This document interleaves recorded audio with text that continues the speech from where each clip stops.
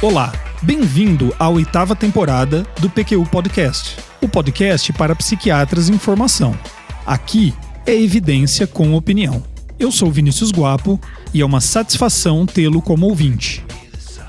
Não faz muito tempo, livros-texto de psiquiatria, artigos de revisão e artigos de opinião de experts recomendavam a reposição de hormônio tireoidiano como estratégia de associação medicamentosa cientificamente testada no tratamento de depressão. Uma revisão com meta-análise publicada por Ronnie Aronson e colaboradores em 1996 no Archives of General Psychiatry foi repetidamente citada para apoiar o uso de tal intervenção. Seja no meu treinamento enquanto residente ou na minha prática clínica, nunca fui grande entusiasta desta associação, mas usei-a algumas vezes com sucesso, outras não. Recentemente atendi uma paciente com um quadro depressivo persistente e refratário, que chegou até mim usando T4, associado a um antidepressivo, entre outras medicações. Por lembrar que as evidências sobre o uso de hormônio tireoidiano vinham quase que exclusivamente do uso de T3 e não de T4, solicitei que a paciente consultasse um endocrinologista para avaliar a possibilidade de substituição. A endocrinologista nos deu uma resposta estranha. Diz que não faria troca porque o uso de T3 estaria proscrito. Ela disse proibido pela OMS, em qualquer situação clínica. Eu compreendo a preocupação dos endocrinologistas com a prescrição indiscriminada de T3 por não especialistas, mas o que ela disse não é correto. De qualquer forma, isso não vem ao caso. O fato é que esta série de eventos me levou a buscar uma atualização no assunto e me deparei com uma revisão sistemática e meta-análise sobre o uso de hormônio tireoidiano no tratamento de depressão unipolar refratária, publicada em 2020 por Lorentzen e colaboradores na Acta Psiquiátrica Escandinávica. Foi então que o consenso que estava ali há tanto tempo desapareceu. O PQU Podcast é uma iniciativa independente do Luiz Alberto e minha e que conta com a colaboração do André Boim e da Maria Clara Faleiros. Aqui oferecemos a você o produto dos estudos que dão sustentação ao nosso conhecimento sobre psiquiatria e norteiam nossa prática clínica. Se gosta e acompanha o PQU Podcast, fale dele para os seus colegas e amigos. A triiodotironina, ou T3, foi usada empiricamente pela primeira vez no tratamento de depressão em 1958. As experiências positivas iniciais levaram ao uso de baixas doses de T3 associadas aos recém-descobertos antidepressivos tricíclicos, com o intuito de acelerar a resposta terapêutica. Alguns ensaios clínicos publicados na década de 70 confirmaram a resposta mais rápida e atestaram a manutenção de um estado eutiroidiano nos pacientes expostos a esse tratamento. Em seguida, muitas séries de casos e estudos abertos foram publicados sobre a associação de hormônio tireoidiano em pacientes eutiroidianos com depressão e que não respondiam a um ensaio com antidepressivo tricíclico. Os resultados animadores eram apoiados por um pequeno número de ensaios clínicos randomizados e controlados. Desde então, a prática foi amplamente divulgada e extrapolada para outras classes de antidepressivos. Além dos dados oriundos de ensaios clínicos, um significativo número de estudos pré-clínicos e da ciência básica passou a investigar o efeito dos hormônios tireoidianos no processamento de emoções, e hipóteses foram elaboradas para explicar a ação destes hormônios no tratamento de pacientes com depressão. Partindo da observação de que uma parcela significativa de pacientes com distúrbios da tireoide apresentava sintomas psiquiátricos, alguns pesquisadores sugeriram que um estado de hipotireoidismo subclínico estaria na gênese dos transtornos depressivos primários. Essa hipótese não pôde ser confirmada por vários motivos. Apesar de mais comum em pacientes com hipotireoidismo, depressão também ocorre em uma proporção significativa de pacientes com hipertireoidismo. Além disso, a grande maioria dos pacientes com depressão apresentam níveis de hormônios tireoidianos dentro da normalidade. Olhando agora pela perspectiva da resposta ao tratamento, o reestabelecimento de estado eutireoidiano em pacientes com distúrbios na tireoide, apesar de levar à melhora dos sintomas depressivos em alguns pacientes, não garante que isso ocorra em todos. E ainda, transtornos depressivos em pacientes com hipotireoidismo são tratados de maneira eficaz por antidepressivos, mesmo sem reposição de hormônio tireoidiano. E então, na falta de uma hipótese simples e direta que relacionasse o nível de hormônios tireoidianos e estados depressivos, hipóteses mais complexas foram elaboradas. Bauer e Wibron defendiam que pacientes depressivos apresentavam níveis elevados de T4 como uma resposta adaptativa do organismo para combater o estado depressivo. Já Ioffe e colaboradores que a depressão fosse um estado subclínico de hipertireoidismo. Isso mesmo, hipertireoidismo. Afinal, depois de anos de pesquisa sobre o status tireoidiano de pacientes depressivos, o resultado mais consistente era de um aumento dos níveis de T4 e não diminuição. Para estes pesquisadores, a normalização desses níveis seriam necessários para a resposta terapêutica a antidepressivos. Tais hipóteses, porém, nunca ganharam ampla aceitação. Outra maneira de abordar a questão hormônio tireoidiano-depressão foi investigar os efeitos diretos destes hormônios no sistema nervoso central. Dois achados parecem mais relevantes. O primeiro, mais simplista, aponta que o aumento do metabolismo do cérebro como um todo causado pelo efeito dos hormônios tireoidianos poderia ser benéfico para pacientes depressivos. E o segundo é que o T3 agiria no núcleo de neurônios serotonérgicos, modulando a transcrição de receptores 5-HT1A e 5-HT1B, potencialmente ampliando a transmissão serotonérgica no cérebro e contribuindo para a resposta antidepressiva. Empolgante, não?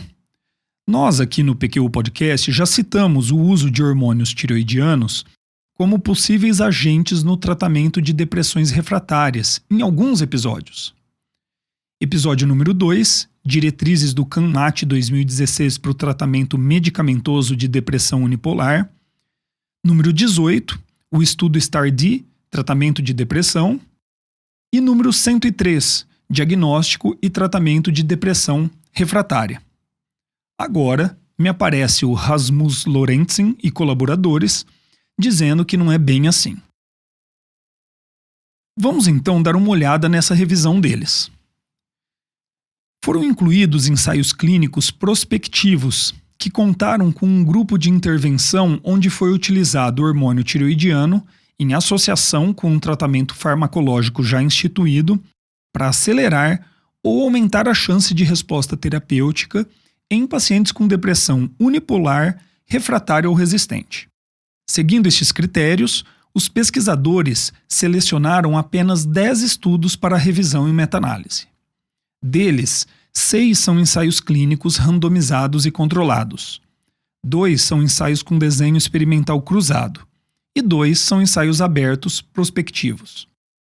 De um total de 680 pacientes avaliados nos estudos, 663 tiveram seus dados utilizados para a meta-análise. Estes resultados sobre a seleção de estudos não são animadores. Poucos estudos com poucos pacientes. E outras dificuldades serão somadas, dentre elas a heterogeneidade da própria definição de resistência ao tratamento ou refratariedade. Falamos também sobre isso no episódio 103 do PQ Podcast. O tipo de antidepressivo utilizado também variou, como era de se esperar. Em 6 estudos, totalizando 157 pacientes, foram utilizados antidepressivos tricíclicos. Em um estudo, com 270 pacientes, foi utilizado o inibidor de recaptura de serotonina paroxetina. E nos demais estudos, uma miscelânea de antidepressivos, com predomínio de inibidores de recaptura de serotonina. Sobre a intervenção com hormônio tireoidiano, 51% dos pacientes foram tratados com T3, 9% com T4 e 40% com hormônio tiroidiano, entre aspas, cuja dose utilizada levou os autores da revisão a considerarem que foi feito uso de T4. 9 estudos utilizaram a escala de Hamilton e um estudo a MADRS para avaliar os sintomas depressivos. Porém, a definição de resposta ou remissão variou entre os estudos. O desfecho escolhido pelos autores da revisão foi resposta terapêutica definida como 50% de redução na escala utilizada.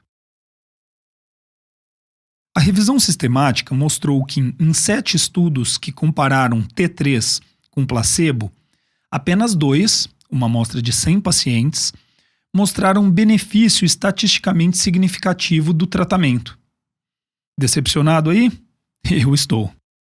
Em 5 estudos que compararam a associação de T3 ao tratamento versus a associação de lítio, e em um estudo que comparou a associação de T4 versus a associação de lítio ao tratamento, nenhum mostrou superioridade do tratamento com hormônio tireoidiano.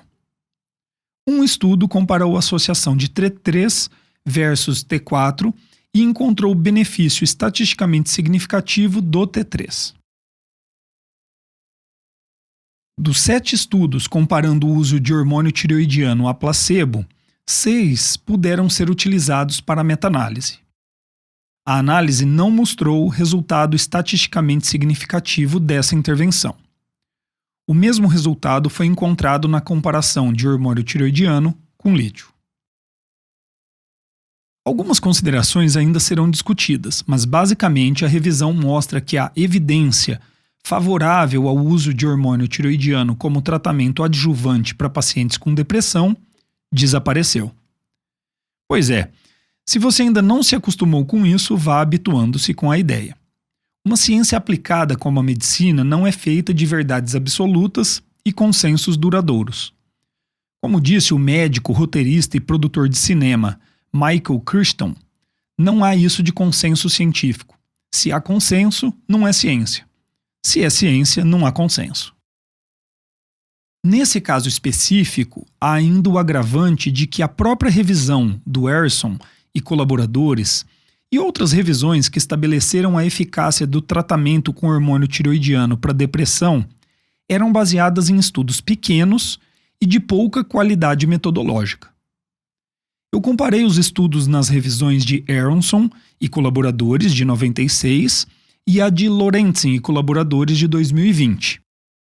Mesmo com as diferenças nos critérios de inclusão e exclusão, a maioria dos estudos são coincidentes. Mais especificamente, 6 estudos foram utilizados em ambas as revisões. Apenas 2 daqueles utilizados na revisão de 96 não foram incluídos na mais recente. E 4 novos estudos foram realizados após 1996 e incluídos na revisão de 2020. Em nossa opinião, isso mostra que tanto o resultado da revisão de 96 como o da revisão de 2020 são frágeis e que alguns poucos estudos com achados divergentes podem alterar a direção do resultado.